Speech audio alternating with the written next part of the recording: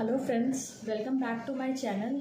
तो आज हम इस वीडियो में बात करेंगे कि लास्ट 1 मंथ नॉर्सेट के लिए रह गया, तो आपको क्या स्ट्रेटजी अपनानी है, कैसे आपको नॉर्सेट क्लियर करना है। तो अभी रिसेंटली ही नॉर्सेट का नोटिफिकेशन आउट हुआ है, तो अब सब स्ट्रेस में है कि यार कैसे पढ़ना है, क्या करना है, क्या स्ट्रैटेजी होनी चाहिए।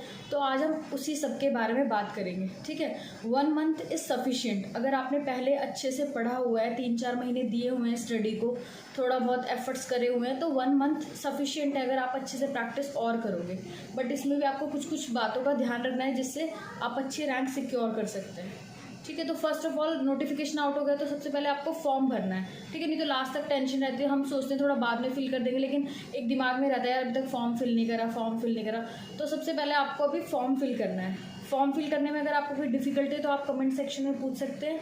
ठीक है, फॉर्म फिल करने के बाद एक आपका सॉर्ट आउट हो जाएगा कि ठीक है फॉर्म फिल कर दिया, अब सारा कंसंट्रेशन आपका स्टडी पे होगा कि अब सिर्फ हमारा एक काम है पढ़ना और सिर्फ पढ़ना। ठीक है, आपने जितना 4-5 महीने में पढ़ा है, अब लास्ट 1 मंथ है उसका आउटपुट अच्छे से निकालने के लिए। तो आउटपुट कैसे अच्छा आएगा अब लास्ट 1 मंथ में? अब आपको करना है हार्डवर्क करना है, लेकिन हार्डवर्क करना है विद स्मार्ट वर्क। ठीक है, तो सबसे पहले आपको एक दिन में कम से कम 8 to 10 आवर्स निकालने पड़ेंगे स्टडी के लिए। चाहे आप उसके लिए लाइब्रेरी ज्वाइन कर सकते हैं। ठीक है, आजकल लाइब्रेरी का ऑप्शन हर जगह अवेलेबल है, आप लाइब्रेरी ज्वाइन करें, नहीं तो अपना एक स्पेस बना लीजिए अपने घर में कहीं पे भी। ठीक है, आपको डेली 8 to 10 आवर्स की स्टडी करनी ही करनी है। और उस 8 to 10 आवर्स में भी कैसे पढ़ना है, क्या पढ़ना है, उसका आपको एक टाइम टेबल बनाना है। ठीक है, आपको अपने रूटीन के अकॉर्डिंग, जैसा आपका रूटीन है, कौन से सब्जेक्ट में कितने वीक हो आप, क्या क्या आपके वीक पॉइंट है, उन चीज़ों पे ध्यान देना है। तो सबसे पहले 8 to 10 आवर्स पढ़ना ही पढ़ना है, उसमें भी आपको सब्जेक्ट डिवाइड करने हैं। ठीक है, अगर आपको टाइम टेबल चाहिए कि मैंने कौन सा टाइम टेबल फॉलो करा था, तो आप कमेंट सेक्शन में बताइए, मैं नेक्स्ट वीडियो में अपना टाइम टेबल ज़रूर शेयर करूँगी।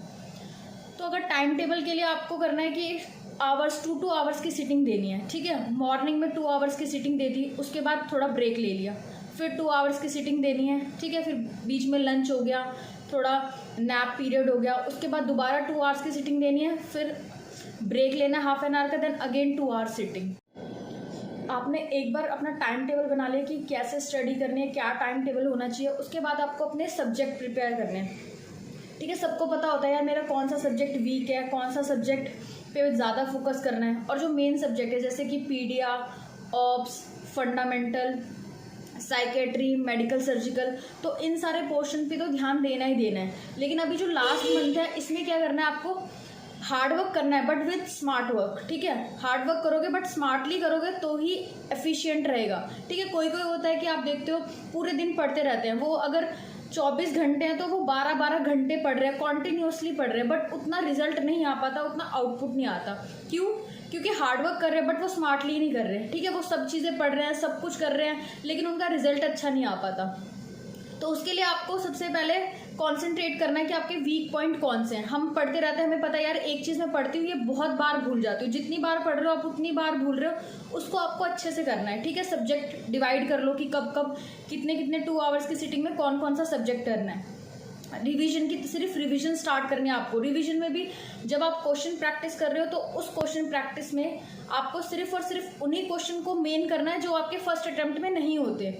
ठीक है, जब हम एक बार क्वेश्चन लगा रखे होते हैं जब हमने पहले, तो उसमें होता है कि एक बार तो हमारे सारे क्वेश्चन हो जाते हैं, लेकिन कुछ कुछ क्वेश्चन हमें नहीं आ पाते।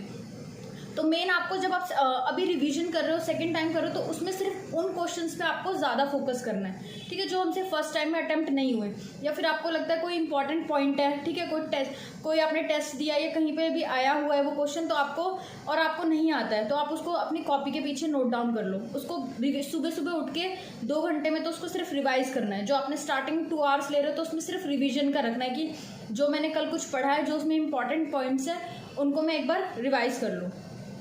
ठीक है, और कुछ कुछ हमारे इंपॉर्टेंट पॉइंट्स होते हैं। ठीक है, जैसे ड्रग ऑफ चॉइस, किस किस की कौन सी ड्रग ऑफ चॉइस है। ठीक है, मेन कौन कौन सी थीम्स हैं, मेन कौन कौन से डेज हैं, कौन कौन से प्रोग्राम्स हैं। तो इन सबको क्या है, एक बड़ी सी शीट लेके उन पे नोट डाउन करके जहाँ पे भी आप पढ़ते हो उसके सामने एक पेज लगा लो। ठीक है, तो ड्रग ऑफ चॉइस फार्मा की। ठीक है, बाकी सब जो इंपॉर्टेंट चीज़ें वो जो पॉइंट वाली है, जो 1 वर्ड आते हैं, तो उनको आप एक बड़ी सी शीट पे रख के अपने स्टडी टेबल के सामने रखना है। ठीक है, तो आप डेली जब भी सुबह उठ रहे हो तो आपको एक बार नज़र मारनी है। अगर आप डेली ये करोगे तो आपको रिवाइज करने की ज़रूरत नहीं है, वो ऑटोमेटिक आपके दिमाग में छप जाएगा उसका प्रिंट एज इट इज़, कि किसके बाद क्या था, उसके बाद क्या था।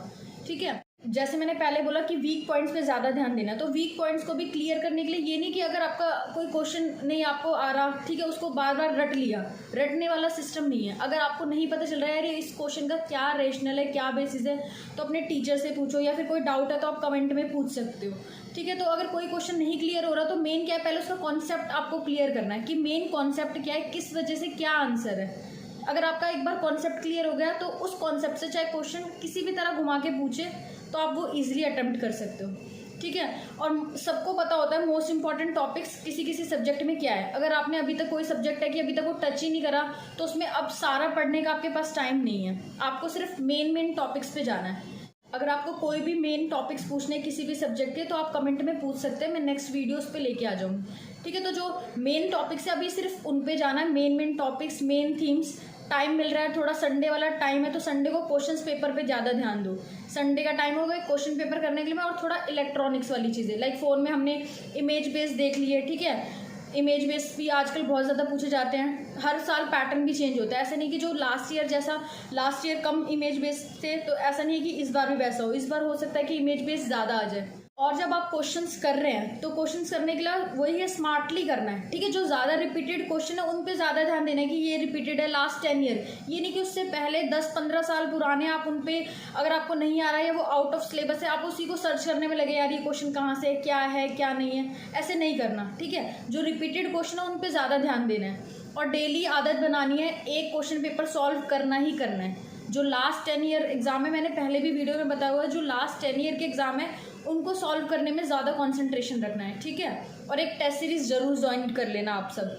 अगर टेस्ट सीरीज़ ज्वाइन करोगे तो मेथड पता चल जाएगा कि किस तरह कैसे क्वेश्चन अटेम्प्ट करने हैं और कितने टाइम मैनेजमेंट कैसे करना है। वहाँ पे जाके क्या होता है, अगर आपको चीज़ें आती भी हैं but because of time management वो चीज़ें रह जाती हैं, हम टाइम मैनेज नहीं कर पाते कि कैसे क्वेश्चंस को अटेम्प्ट करें, कैसे दोबारा क्वेश्चन पे आएँ। ठीक है, तो आप ये सब कैसे पता चलेगा, टेस्ट सीरीज़ ज्वाइन करके। तो आपको एक अच्छी सी टेस्ट सीरीज़ ज्वाइन करनी है जिससे आपकी प्रैक्टिस हो, मोराल बूस्ट हो।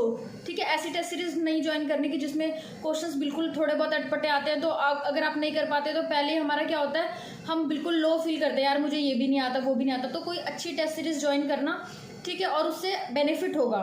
110% है कि अगर आपने कोई टेस्ट सीरीज ज्वाइन कर रही है उससे आपको बेनिफिट होगा ही होगा। और लास्ट 10 ईयर्स के अगर आप पेपर कर लेते हैं वो भी बहुत ज़्यादा बेनिफिशियल है और आपको करने ही चाहिए। और जो माइनर सब्जेक्ट हैं जैसे कि रिसर्च, मैनेजमेंट, ठीक है, तो आजकल क्या है, इनसे भी बहुत सारे क्वेश्चंस पुटअप होते हैं, तो आपको माइनर सब्जेक्ट को इग्नोर नहीं करना, माइनर सब्जेक्ट पे भी पूरा 110% देना है। अगर आपके पास टाइम नहीं है अभी माइनर सब्जेक्ट को ज़्यादा डीपली करने के लिए तो सिर्फ PR या प्रीति अग्रवाल, ये दोनों बुक में से आप सिर्फ ये वाले क्वेश्चंस कर लीजिए माइनर टॉपिक्स के। ठीक है, तो अगर ये सफिशिएंट, अगर आपने सिर्फ इतने क्वेश्चन कर लिए तो बहुत है। इसके लिए आपको टारगेट हाई और कहीं दूसरी बुक्स की तरफ जाने की ज़रूरत नहीं है।